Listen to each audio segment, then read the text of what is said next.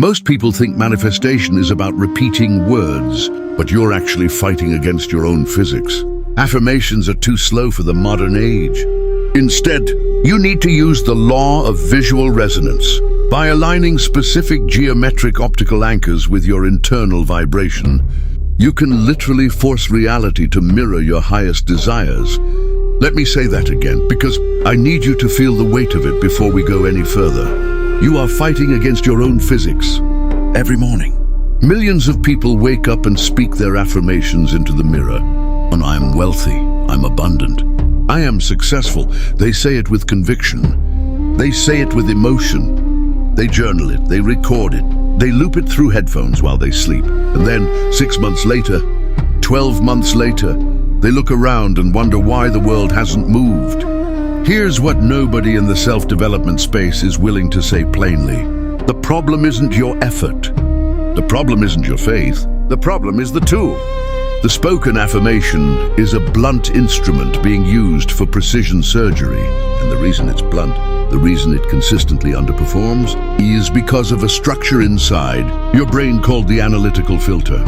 Your conscious mind is a gatekeeper. It evolved over millions of years, not to accept information blindly, but to interrogate it, to challenge it, to measure incoming data against existing evidence. But when you stand in front of a mirror and say, I am a millionaire, and your bank account tells a different story, your analytical filter doesn't applaud your ambition. It laughs, quietly, automatically. Beneath the level of your awareness, it tags that statement as false. And a false signal doesn't reprogram your subconscious, it bounces off it. This is the fundamental tragedy of verbal manifestation. You're trying to install new software through the front door, and the security system keeps rejecting it because your lived experience is the password, and the words don't match. We are in June 2026, and the conversation around consciousness, neuroscience, and intentional reality shaping has undergone a decisive shift in the past 18 months. The practitioners at the frontier of neurovisual programming have moved away entirely from the language-dominant model of manifestation. They've stopped teaching people what to say. They've started teaching people what to see. Because while language enters the brain through the analytical filter, through the conscious gatekeeper that can say, no, visual information enters differently. Your visual cortex processes 10 million bits of information per second. Your conscious mind, your verbal analytical mind, processes roughly 50 bits per second. That is not a small gap. That is the difference between a river and a garden hose. Visual processing doesn't ask permission. It doesn't wait for the gatekeeper to approve. It moves at the speed of light, literally. Because light is exactly what it's made of. When you understand that your brain is not primarily a language machine, but a light processing machine, everything you thought you knew about manifestation begins to dissolve, and something far more precise, far more powerful takes its place. The verbal affirmation reaches your subconscious at the speed of logic. A geometric optical anchor reaches it at the speed of light. The competition isn't even close. Once you make this shift, once you stop fighting the analytical filter with words and start bypassing it entirely with calibrated visual frequency, you will look back on your affirmation practice the way a surgeon looks back on medieval bloodletting, well-intentioned, completely outclassed. We are transitioning right now in this video. We are crossing the line from the age of spoken manifestation into the age of visual resonance. And I need you fully present for what comes next. Let's talk about what's actually happening inside your body when you look at something. Most people think vision is passive. You open your eyes, light comes in, your brain makes a picture, simple. But that model, the passive receiver model, is about 40 years out of date. What modern neuroscience and quantum biology have revealed is far stranger, far more powerful, and far more relevant to everything we're discussing today. Your brain is not a passive receiver of visual information. It is a frequency matching engine, and it is constantly, automatically, beneath your conscious awareness, seeking geometric patterns in the visual field and attempting to synchronize its own internal oscillations with those patterns. Your brain operates on electrical oscillations, rhythmic waves of neural firing that run at specific frequencies. Beta is your waking, analytical, everyday mind. Alpha is the relaxed, receptive state just below conscious analysis.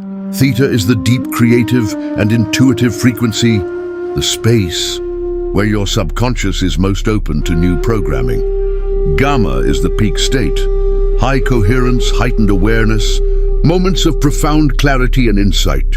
Here is what the research in neurovisual psychology has confirmed. Specific geometric patterns, specific ratios, specific angular relationships, specific forms, activate specific brainwave states when placed in the visual field. This is not metaphor. It has been measured with EEG equipment.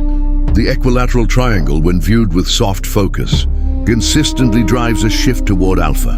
The logarithmic spiral, the shape of a nautilus shell, a galaxy, a hurricane, induces theta range oscillations in subjects who hold it in their visual field for sustained periods. The perfectly proportioned circle, particularly when rendered with high contrast against a dark field, induce gamma bursts in a measurable percentage of subjects. The brain is tuning to the geometry, like a radio receiver locking onto a broadcast signal. Now go one level deeper, because this is where it gets extraordinary. In the 1980s, a German biophysicist named Fritz Albert Popp published research on something he called biophotons, ultra-weak light emissions, produced by living cells, including the cells of the human retina. His research demonstrated that living biological systems don't just receive and process light, they emit it. The cells of your eye, your skin, your entire body are constantly broadcasting low-level photonic signals. You are, in the most literal physical sense, a light-emitting organism. What Popp and his successors proposed is that bio-photonic emissions are not metabolic waste. They are a communication system. The light your cells emit is coherent, meaning it carries structured information, and it interacts with the light-based information in your environment. When you place a high-frequency geometric anchor in your visual environment, you are not merely looking at a symbol. You are placing your bio-photonic field in proximity to an external light pattern that carries a specific geometric frequency, and those two fields interact. Your retina doesn't just passively receive the image, it enters into a photonic dialogue with it. The geometry outside begins to correspond with the geometry. Your cells are already broadcasting, and when there is a match, a resonance lock occurs. Your nervous system recognizes its own frequency, reflected back at it from outside. And in that recognition, something shifts. A confirmation, a coherence, a signal to the deepest layers of your biology that says, this is real, this is here, this is already true. This is why the ancient traditions embedded sacred geometry into every structure, every ritual object, every visual field they could access, not because they were superstitious, but because they were precise. They knew that the eye is not just a window through which you receive the world. It is the instrument through which you broadcast your frequency into it. And now we move from theory to application. Now we build. This is the section I want you to return to. Take notes here, because what I'm about to give you is not philosophy, it's an architecture. The manifestation space has taught people for decades to use vision boards. And while the intention is correct, it recognizes the power of the visual field. The execution is deeply flawed. A collage of magazine images is visual noise dressed up as a manifestation tool. It contains dozens of competing frequencies, conflicting color fields, inconsistent proportions. The signal-to-noise ratio is terrible. Your subconscious doesn't receive a clear broadcast. It receives a cacophony. What you need instead are precise visual triggers, clean, intentional, geometrically coherent optical anchors that carry a single, unambiguous frequency. For material abundance and financial acceleration, the dominant geometric trigger is the upward-pointing triangle, specifically the equilateral form, with a golden interior or a deep amber luminescence. The upward orientation speaks to elevation, to aspiration converging toward a single point. to energy moving from base to peak, from potential to manifestation. The golden color frequency activates solar-associated neural pathways linked to confidence, leadership, and the expectation of reward. The equilateral proportion, all sides equal, all angles identical, communicates perfect balance and structural integrity. Your subconscious reads this as abundance without instability, wealth that holds. For professional success and high-performance execution, the primary anchor is the hexagonal grid, specifically a single-centered hexagon with a deep teal or electric blue color field. The hexagon is nature's most structurally efficient form. The honeycomb uses it, snowflake crystals organize around it. The carbon molecule that forms diamonds is built on hexagonal geometry. When your subconscious receives this form consistently, it begins to operate at the frequency of efficient, structured, high-output performance. Not frantic effort, but elegant precision. The kind of success that compounds because the system beneath it is geometrically sound. For expansion, growth, and momentum, the logarithmic spiral. Every growing thing spirals. Every galaxy spirals. Your DNA spirals. This is the shape of every thriving natural system. When you place a clean, precisely proportioned golden spiral in your visual environment, you are giving your subconscious a biological signal that it recognizes at a cellular level. Growth, momentum, outward, expansion from a stable center. The direction of spiral matters. A clockwise spiral is associated with forward movement, with expansion into the future. A counterclockwise spiral corresponds to introspection, to accessing deeper reserves of creative intelligence. Know your intention before you choose your direction. For completion, fulfillment, and the feeling of arrival. The perfect circle will be specifically rendered as a luminous ring rather than a filled disk. The closed loop signals to your subconscious that what you desire is already a closed circuit, already complete, already arrived. Once you've identified your anchor, you need to customize your optical environment around it in 3 layers. First, the primary anchor, your central dominant geometric form placed at eye level, large enough to fill your relaxed visual field, rendered in high contrast against a dark or deeply neutral background. Second, the color field. Your anchor zone should be bathed in its corresponding color frequency. Color is not aesthetic in this practice, it is chemistry. Deep gold activates dopamine precursors. Deep teal activates flow-state neurochemistry. Violet activates elevated consciousness frequencies. Third, the structural surround. The spatial proportions of your anchor zone itself should reflect the golden. Ratio wherever possible. The ratio of 1 to 100, the proportion the human brain processes as inherently harmonious. When your environment reflects it, your nervous system reads the space as coherent, as high order, as trustworthy. You are not decorating your space. You are programming it. Every deliberate placement is a line of code being written into your subconscious architecture. Take that seriously. Architecture is the foundation, but architecture without activation is just a very beautiful room. The protocol is where the real work happens. This is the 3-step reality mirroring protocol. It takes approximately 15 minutes per day, and what it returns is a fundamental restructuring of your frequency. Baseline, the vibrational signature. Your life is being built around. Step 1, the dawn lock, duration. 5 minutes, timing before any screen, before any conversation, ideally within the first 5 minutes of waking. The hypnopompic window, the state, immediately following sleep, is neurologically analogous to the hypnagogic window before sleep. Your analytical filter is only partially engaged. Your subconscious is still membrane soft, still open and receptive in a way. It will not be again until tonight. Go directly to your anchor zone. Stand or sit comfortably before your primary geometric anchor, and then practice what I call the soft gaze, not focused. Analytical looking but receptive. Open reception of the image. Allow your eyes to slightly defocus. Let the geometry expand into your peripheral field. Let the color frequency wash over your entire visual field rather than pinpointing to the center of the form.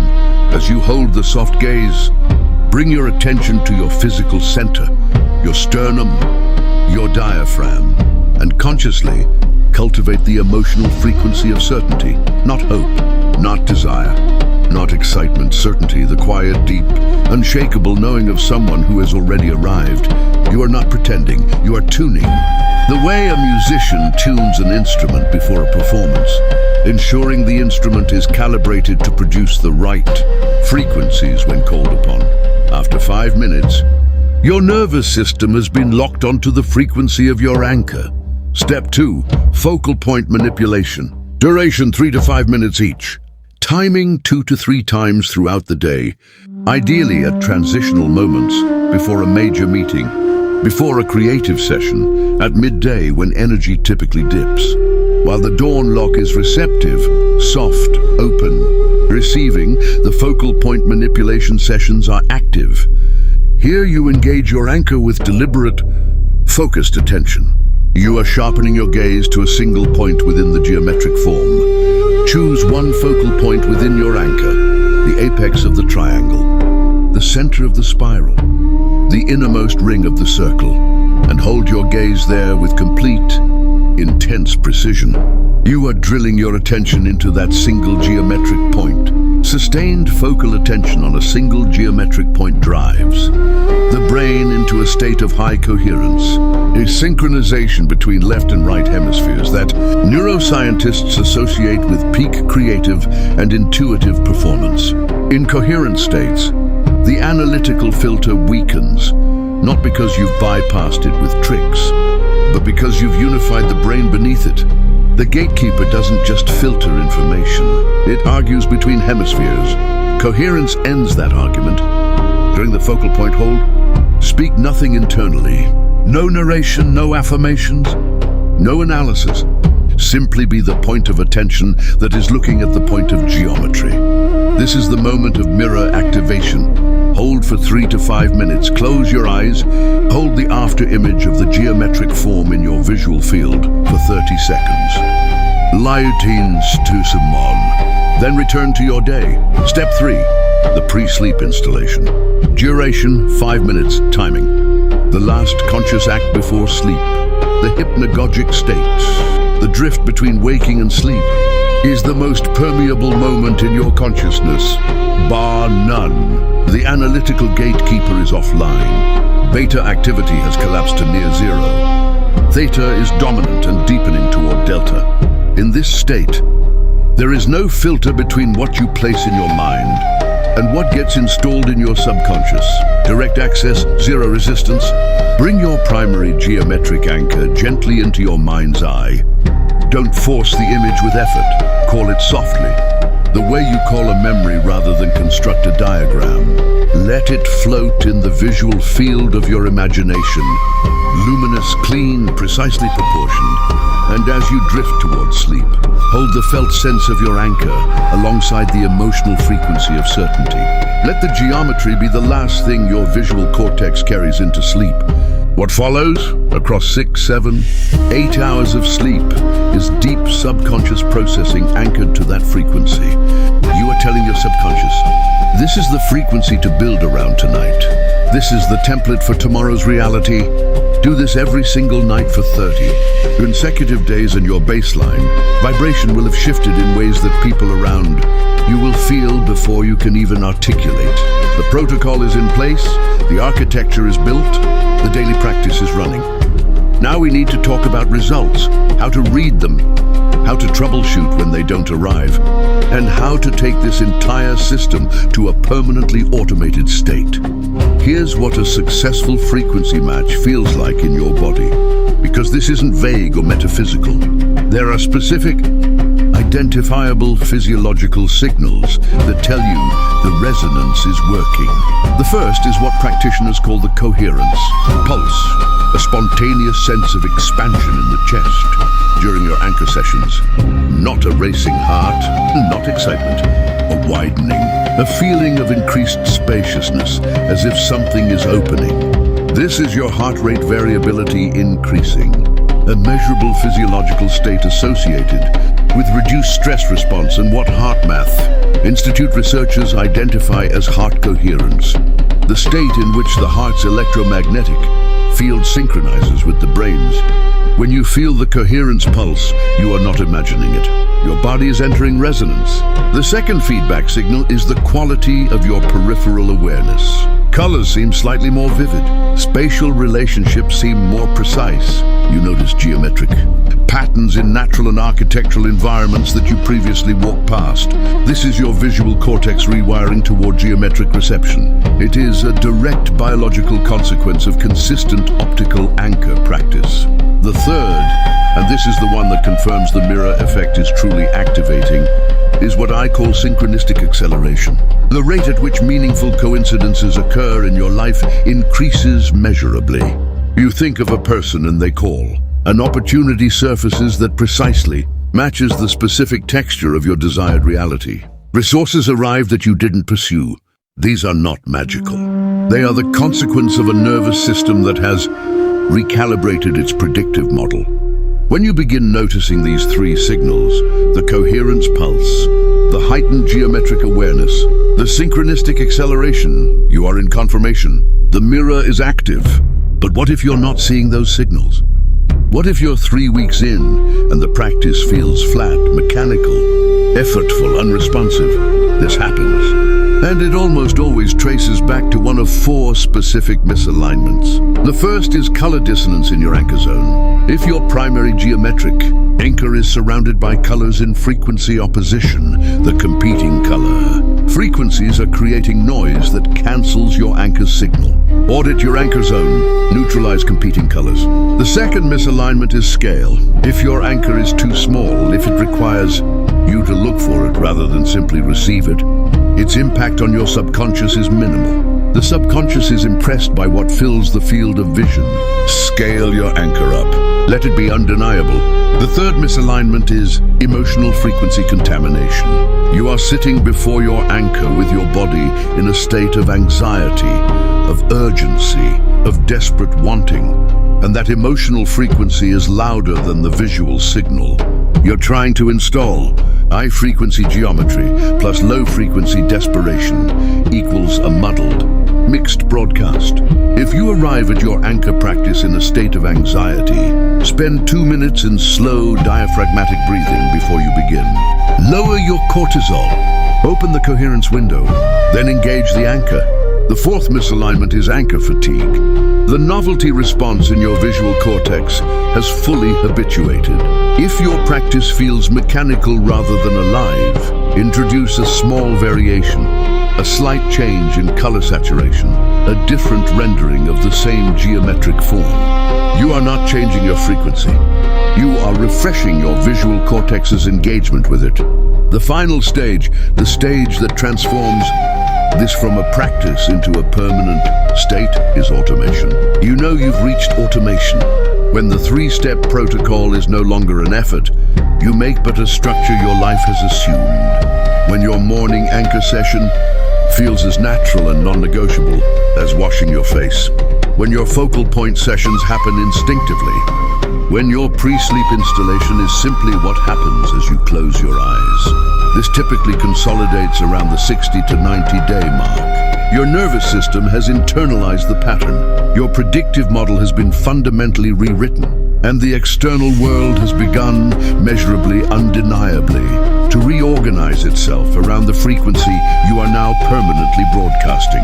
You have become the mirror. Not someone looking at a reflection, hoping it will change, but someone whose internal architecture is so precisely calibrated, so coherently structured, so consistently resonant, that the external world can only do one thing in response. Reflect your highest frequency back at you. If something in this video landed, if you felt the recognition of a system you've been reaching toward without having the precise language for, I want you to do one thing before you close this screen. Look around the space you're in right now. Just look with new eyes. Ask yourself honestly, what is this environment broadcasting into my subconscious right now, in this moment? The law of visual resonance is always operating.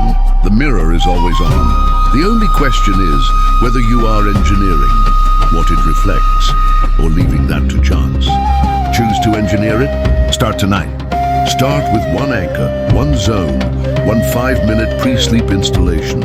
And let the mirror show you what you're truly capable of becoming. Subscribe, because we go deeper from here.